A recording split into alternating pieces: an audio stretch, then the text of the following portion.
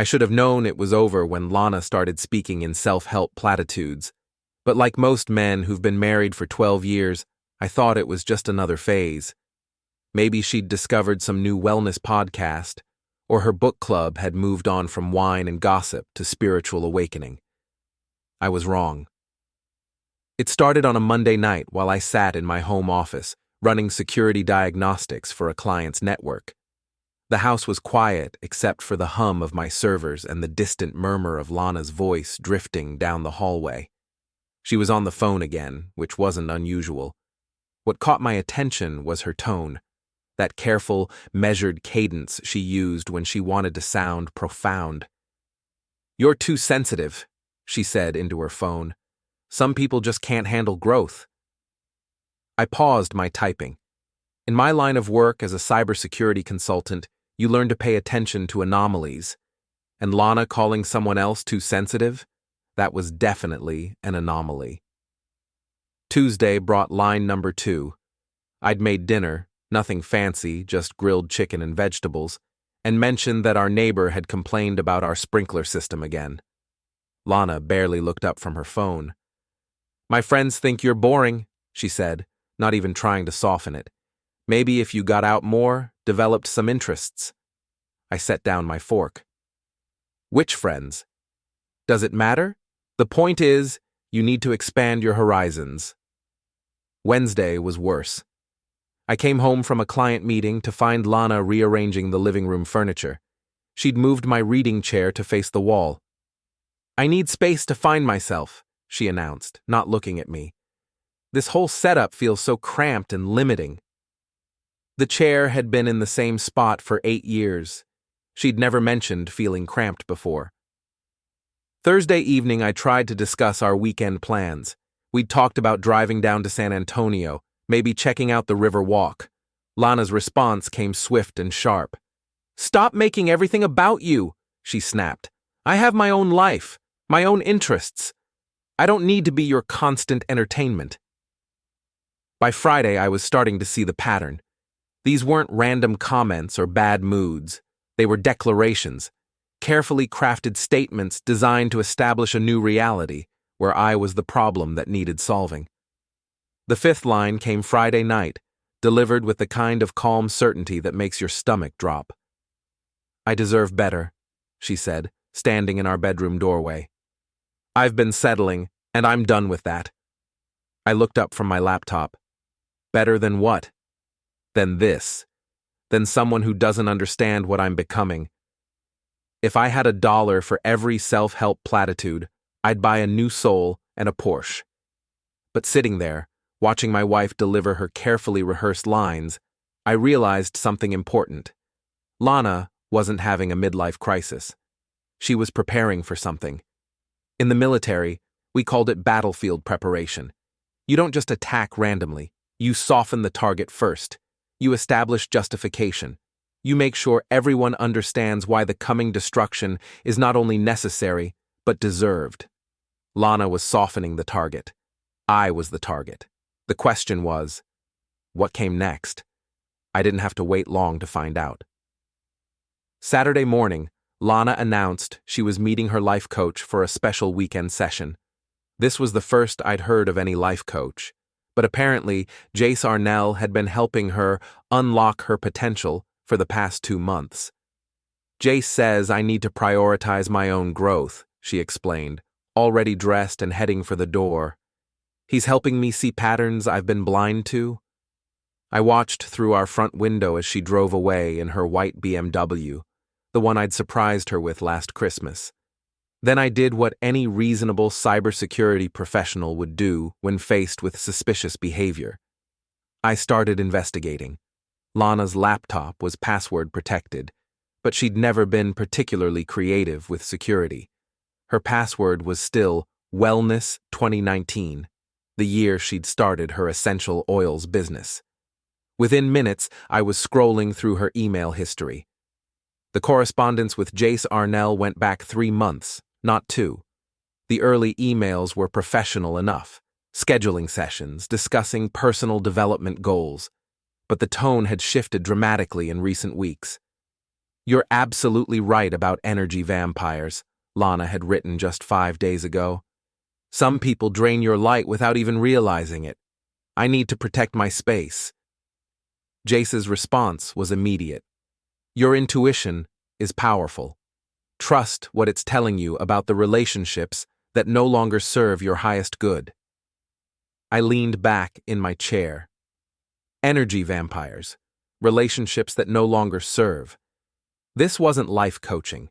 It was relationship demolition disguised as spiritual guidance. But there was something else in those emails that caught my attention. References to investments and opportunities, and something called the Sanctuary Project. Lana had apparently invested $15,000 in Jace's wellness center expansion. $15,000 I knew nothing about. I opened our banking app and started tracing transactions. The money had come from our joint savings account in 3 separate withdrawals over the past month.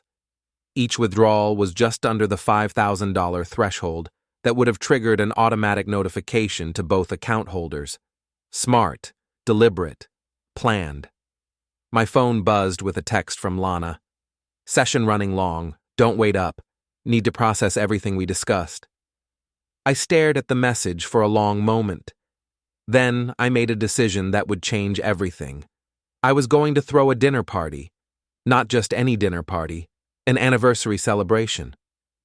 Our 12th anniversary wasn't for another month, but I'd tell everyone we wanted to celebrate early. I'd invite Lana's parents, her sister, her best friend Nina, and of course, her new life coach, Jace Arnell. If Lana wanted to establish a new reality, I'd give her the perfect stage to perform on, in front of everyone who mattered to her. But first, I needed to learn more about Jace Arnell. In my experience, people who prey on vulnerable individuals usually have histories worth examining. I opened a new browser window and started typing.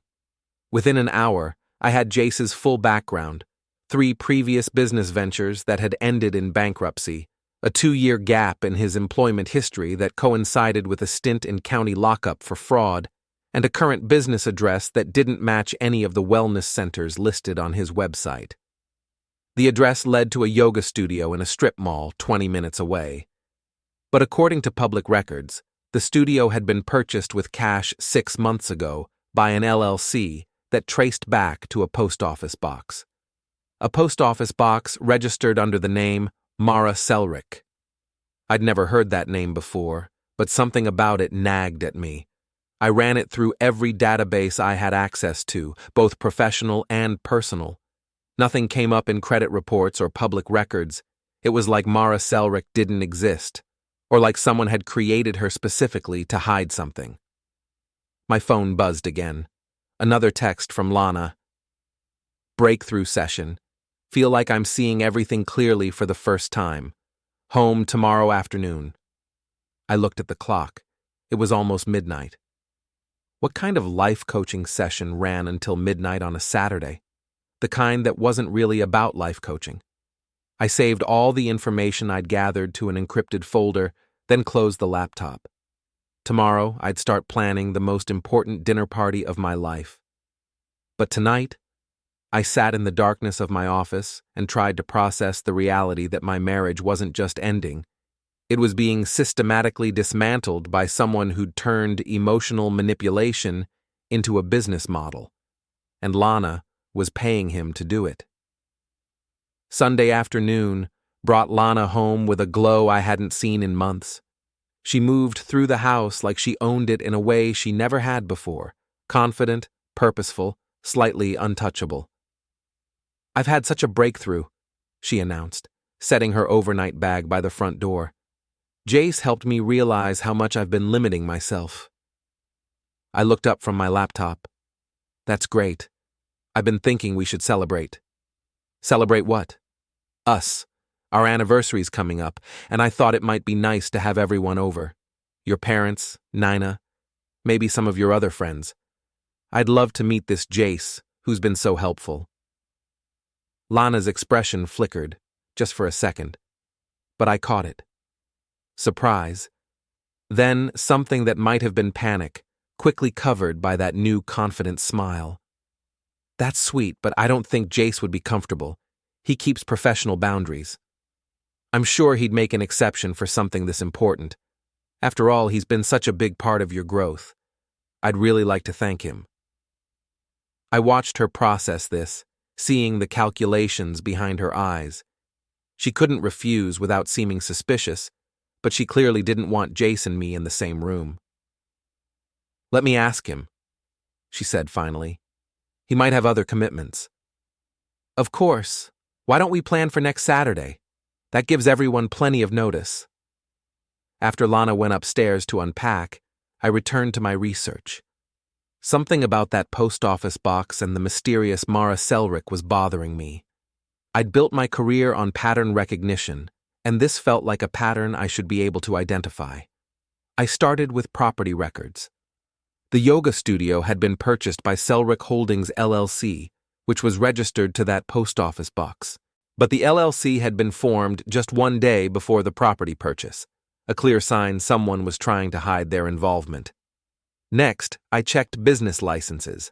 The studio was registered as Sanctuary Wellness Solutions, which matched the Sanctuary project mentioned in Lana's emails. But the business license application listed two owners, Jace Arnell and M. Selrick.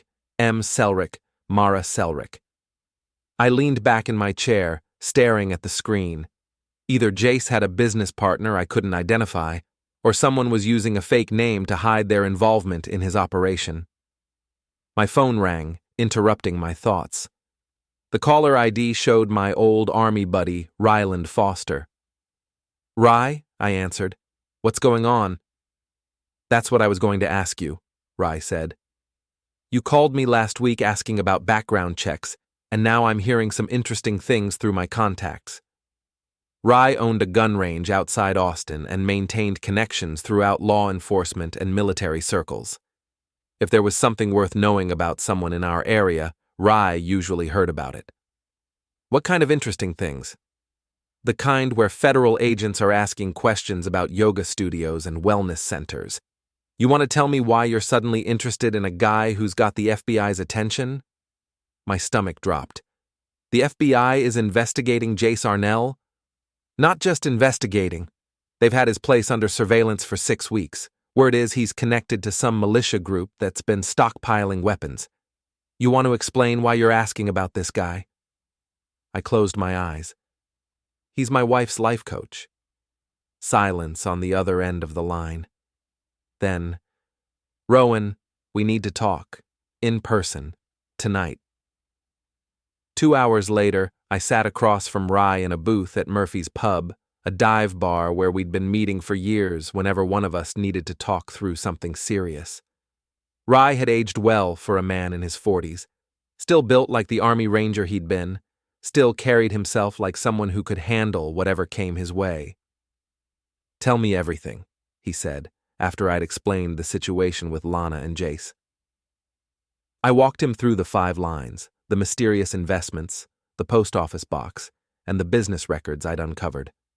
Rye listened without interrupting, his expression growing darker with each detail. How much does your wife know about his background? He asked when I finished. I don't think she knows anything. She seems to genuinely believe he's helping her. Or she's a better actress than you think. Rye pulled out his phone and scrolled through his contacts. I'm going to make some calls. But Rowan, if this guy is who I think he is, your wife isn't just having an affair. She's financing something a lot more dangerous. What do you mean? The militia connection isn't just rumor. My contact at the Bureau says they've been tracking weapons purchases linked to Arnell's operation. 40 untraceable firearms, enough ammunition to supply a small army, and financial backing that traces to several shell companies. I felt the room tilt slightly. Financial backing. Someone's been funneling money to this operation for months. Clean money, coming through legitimate accounts to make it look like business investments. Rye leaned forward. What did you say your wife invested in his wellness center? 15,000, maybe more. That's not investment money, Rowan. That's laundering money. And if your wife signed those transfer documents, she's not just an unknowing victim, she's an accomplice. I stared at my beer, trying to process what Rye was telling me. Lana wasn't just having an emotional affair with a life coach. She was unknowingly funding an arms trafficking operation. Or maybe not so unknowingly. There's something else, Rye continued. The surveillance team has photos of regular meetings at the studio, late-night gatherings, people coming and going with large bags and cases. And at least one of those photos shows a woman who matches your wife's description. When? Thursday nights. Every Thursday for the past month. Thursday nights, when Lana said she was having extended coaching sessions. I pulled out my phone and scrolled through Lana's recent text messages to me. 4 Thursday nights in the past month. 4 messages about running late or intensive sessions or processing breakthroughs. I need to see that studio, I said. Rye shook his head. No. You need to stay away from there. If the feds are watching, the last thing you want is to get caught up in their operation. But if Lana's involved, then you need to decide whether you're going to try to save her or save yourself. Because when this thing goes down, anyone connected to Arnell's operation is going down with him.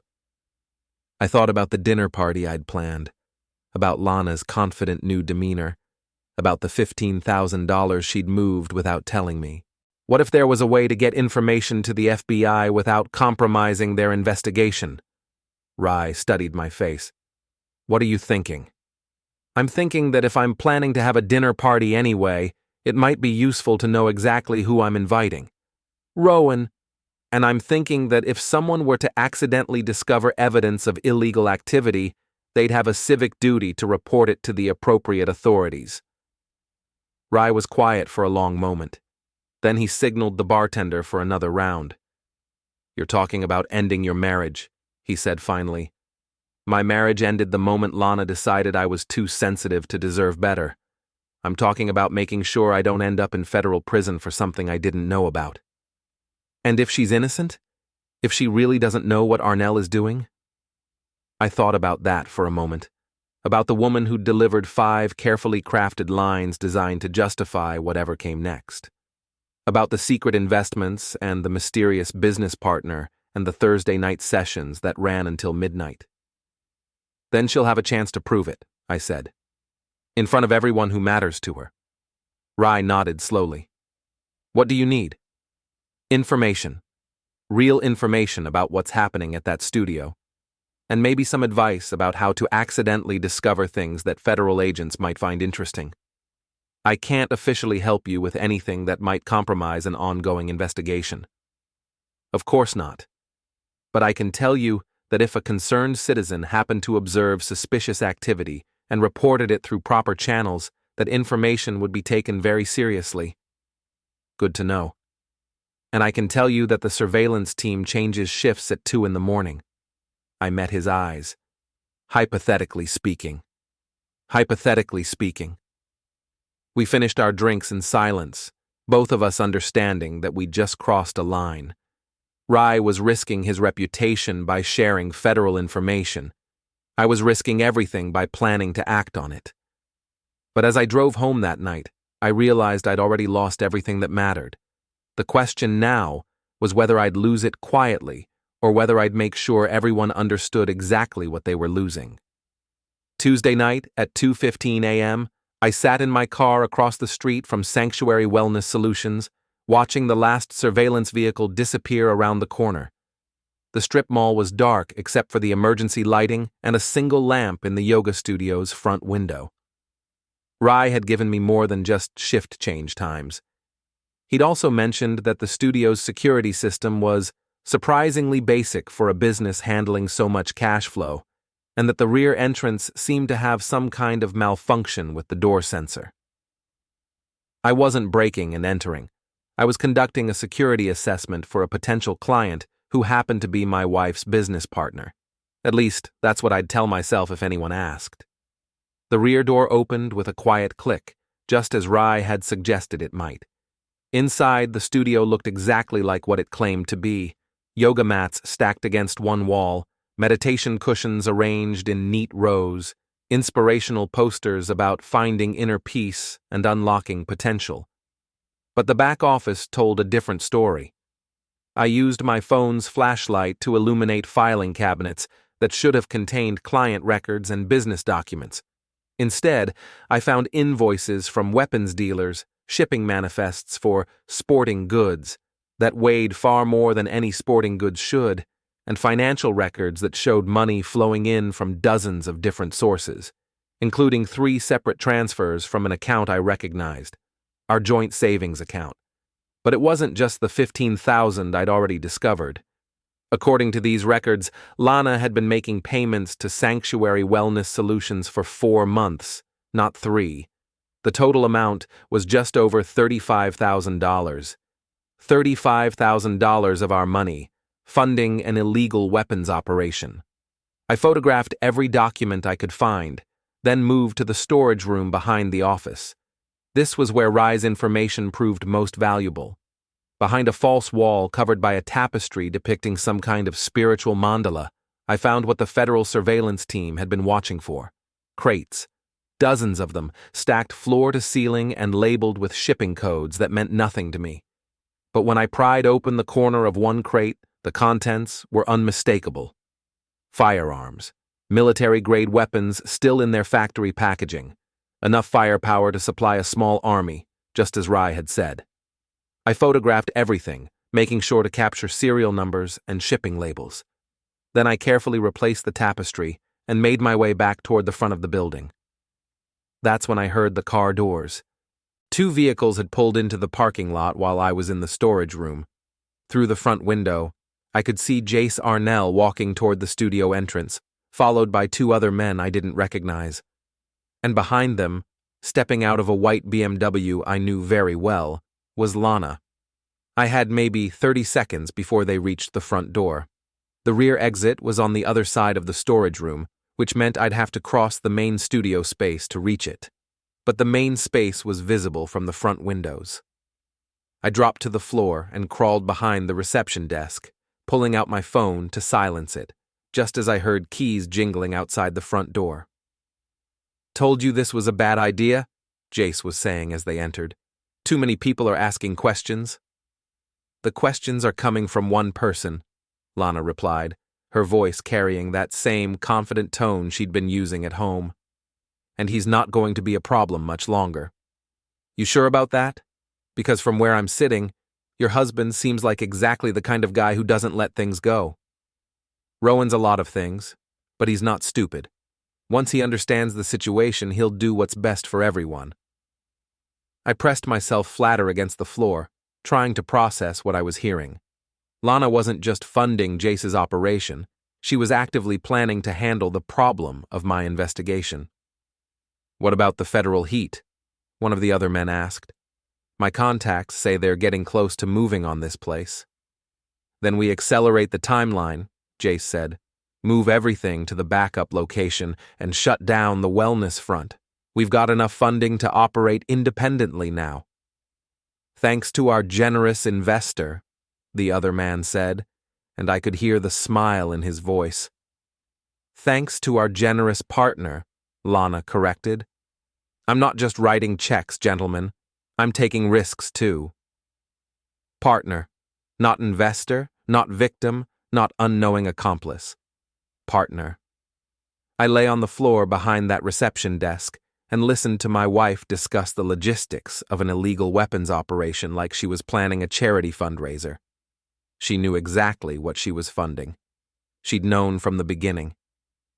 The conversation continued for another 10 minutes, covering details about shipping schedules and payment transfers and something called the Michigan delivery that was apparently happening next week. Throughout it all, Lana spoke with the authority of someone who'd been involved in planning every aspect of the operation. Finally, they moved toward the storage room to inspect their inventory. As soon as they were out of sight, I crawled toward the rear exit, slipped outside, and made my way back to my car. I sat in the parking lot for several minutes, trying to process what I'd discovered. This wasn't a midlife crisis or an emotional affair, or even a case of financial manipulation. This was something much more serious. Lana hadn't been seduced into funding Jace's operation. She'd been a willing participant from the beginning. The life coaching sessions were planning meetings. The wellness investments were deliberate funding of illegal activities. And the 5 lines she'd delivered to me weren't preparation for asking for a divorce. They were preparation for removing an obstacle to her new business venture. I was the obstacle. My phone buzzed with a text message from Lana. Session running very late tonight. Don't wait up. Big breakthrough coming soon. I stared at the message, then typed back. Looking forward to hearing about it. Love you. But as I drove home, I was already planning my next move. I had evidence now, photographs, financial records, and first-hand knowledge of what was happening at Sanctuary Wellness Solutions. The question was how to use that information most effectively. The dinner party was still 5 days away. That gave me time to prepare, time to make sure I had everything I needed to end this properly. Because if Lana wanted to accelerate her timeline, I'd accelerate mine too. The difference was, she wouldn't see mine coming.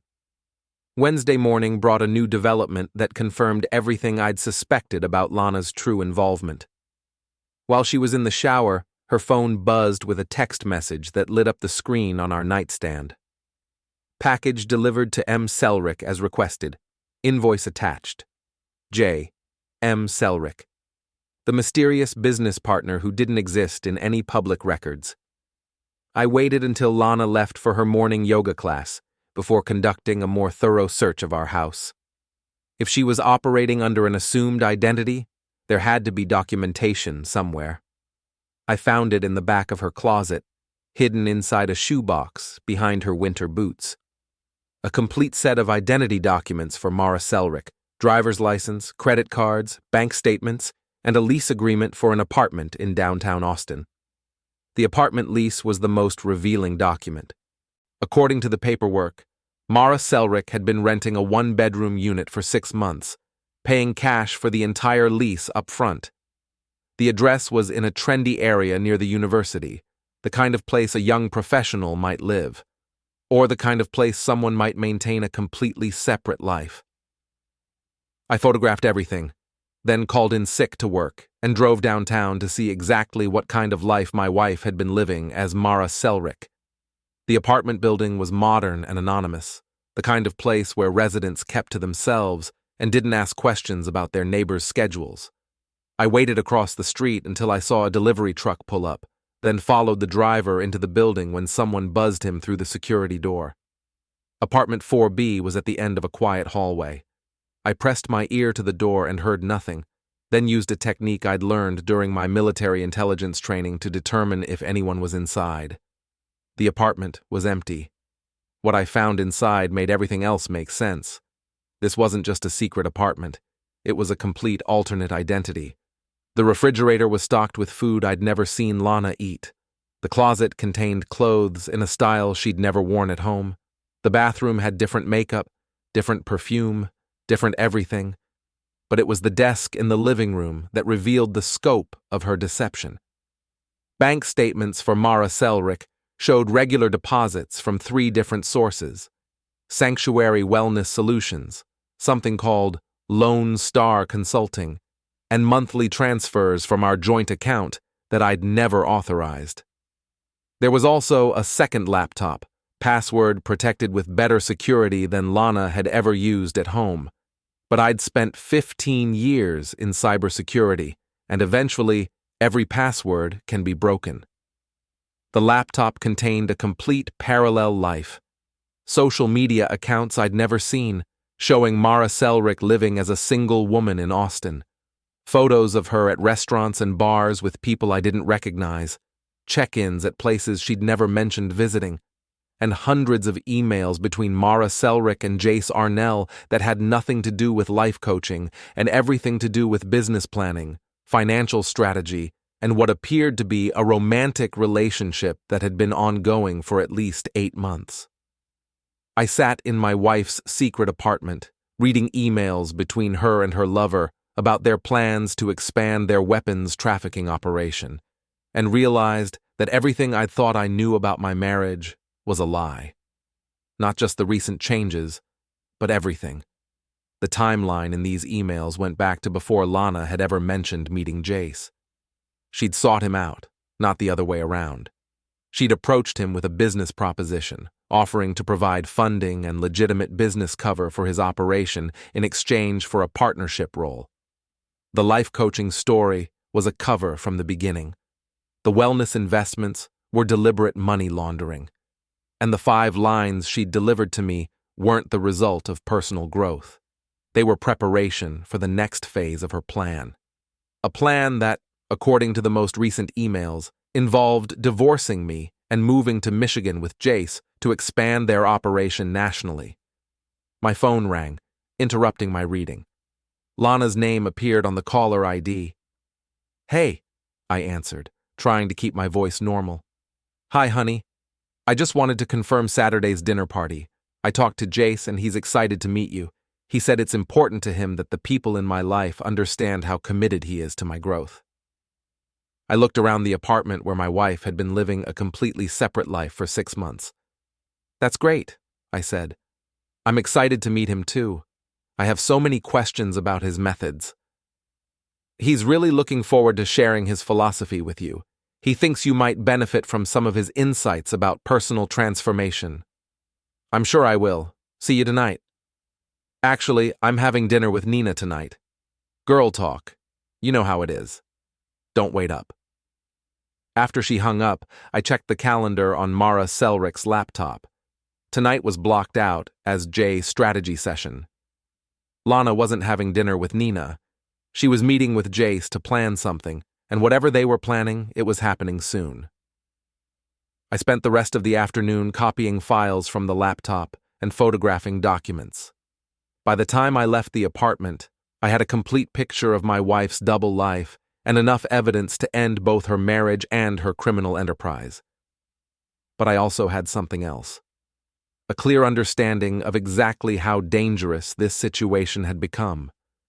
The emails I'd read weren't just about weapons trafficking.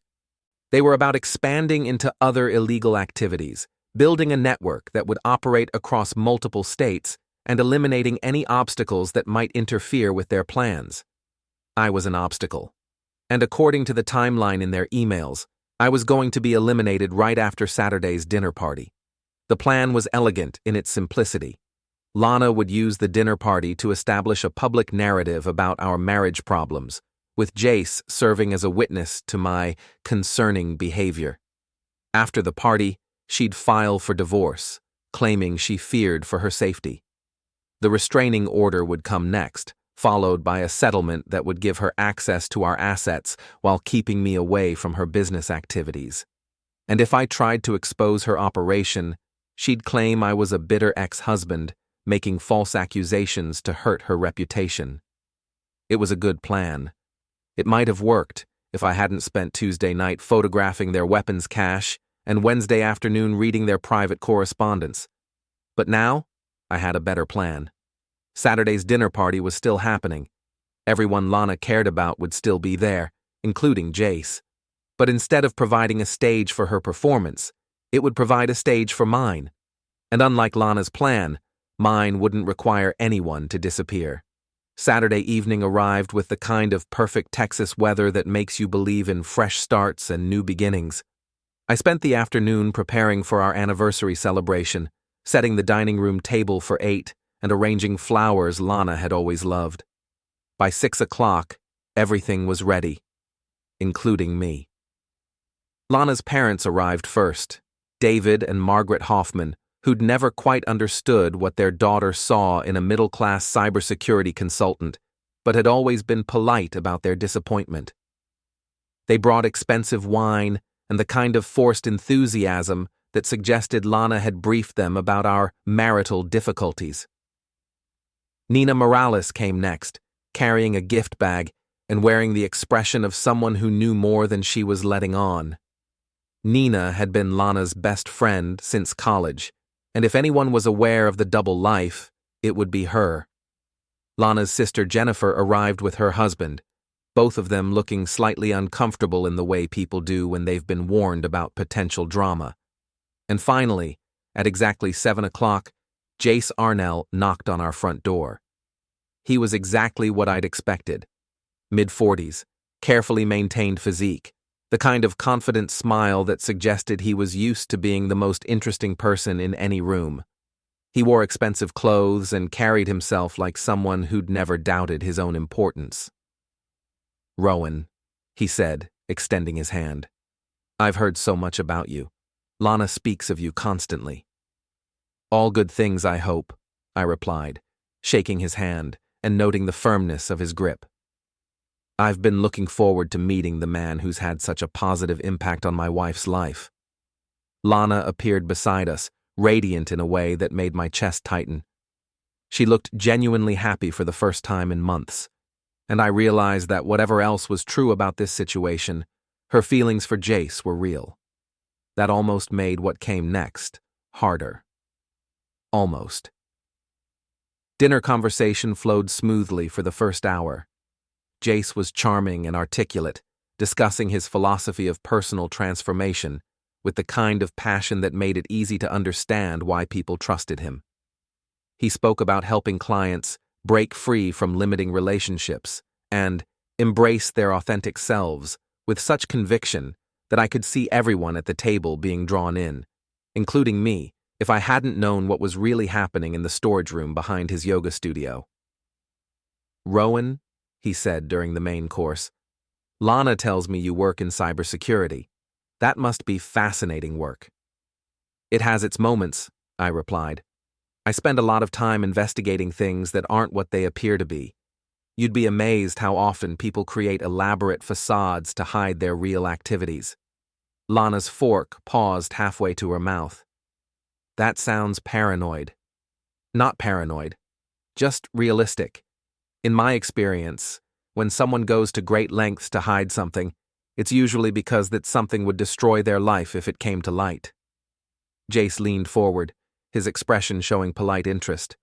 "What kind of things do people typically try to hide?" "Financial crimes, mostly. Money laundering, fraud, illegal business operations. The internet makes it easier to create false identities and move money around, but it also makes it easier to trace those activities if you know what to look for." "That's fascinating," Jace said. "Have you ever uncovered anything really shocking?" I smiled. "Actually, yes. Just this week, I discovered something that completely changed my understanding of someone I thought I knew well." The table fell quiet. Lana was staring at me with an expression I couldn't quite read. "What did you discover?" Nina asked. "Evidence of an illegal weapons trafficking operation being run out of a yoga studio.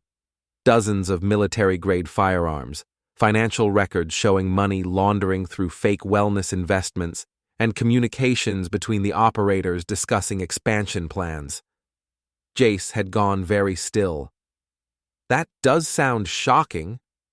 The most shocking part was discovering that one of the operation's financial backers was someone I'd trusted completely. Someone who'd been living a double life for months, maintaining a secret apartment under a false identity, and planning to disappear with her criminal partner. Lana set down her fork. "Rowan, what are you talking about?" I reached into my jacket and pulled out a manila envelope. "I'm talking about Mara Selrick's apartment on Guadalupe Street. I'm talking about $35,000 transferred from our savings account to Sanctuary Wellness Solutions. And I'm talking about the federal investigation that's been watching your boyfriend's operation for the past 2 months." The silence that followed was absolute. David Hoffman looked confused. Margaret had gone pale. Nina was staring at Lana with something that might have been recognition. Jace was the first to speak. "I think there's been some kind of misunderstanding." "No misunderstanding," I said, opening the envelope and spreading photographs across the table.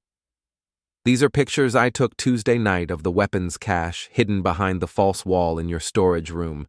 These are bank records showing financial transfers from my wife to your operation. And these are emails between Lana and you discussing plans to expand your trafficking network to Michigan." Lana stood up abruptly. "You broke into my apartment." "Your apartment?" Margaret Hoffman's voice was barely a whisper. Lana. What apartment? The one she's been renting under the name Mara Selrick for the past 6 months, I said. The one where she keeps a second laptop and maintains social media accounts showing her living as a single woman in Austin. Jennifer was staring at her sister. Lana, is this true? Before Lana could answer, there was a knock at the front door. A very official, very authoritative knock that made everyone at the table freeze. I stood up. That would be the federal agents I called this morning. Jace was already moving toward the back door, but I'd anticipated that. I wouldn't if I were you. They've had the house surrounded since 6:30. The front door opened, and 3 people in FBI windbreakers entered our dining room. The lead agent, a woman in her 50s with the kind of presence that commanded immediate attention, surveyed the scene with professional calm. Agent Sarah Halford, FBI, she said. We have warrants for the arrest of Jace Arnell and search warrants for this residence and the Sanctuary Wellness Solutions facility. She looked directly at Lana. Mrs. Carrick, we'd like to speak with you about your financial relationship with Mr. Arnell's operation. Lana sank back into her chair, her face white. I want a lawyer. That's your right, Agent Halford said. But I should mention that cooperation at this stage could significantly impact any potential charges. Jace finally spoke, his charm completely gone. This is entrapment. We haven't done anything illegal. Agent Halford smiled. Mr. Arnell, we have photographs of 43 illegal firearms in your possession, financial records showing money laundering through multiple shell companies, and communications discussing plans to sell weapons to known militia groups. We also have a witness who observed your operation firsthand. She looked at me. Mr. Carrick, thank you for your cooperation. Your information was instrumental in building this case. David Hoffman found his voice. I don't understand what's happening. Your daughter has been funding an illegal weapons trafficking operation, Agent Halford explained. She's been living under an assumed identity and maintaining a romantic relationship with the operation's leader. The evidence suggests she's been a willing participant for at least 8 months. Margaret started crying. Nina was staring at Lana like she'd never seen her before. Jennifer looked like she might be sick.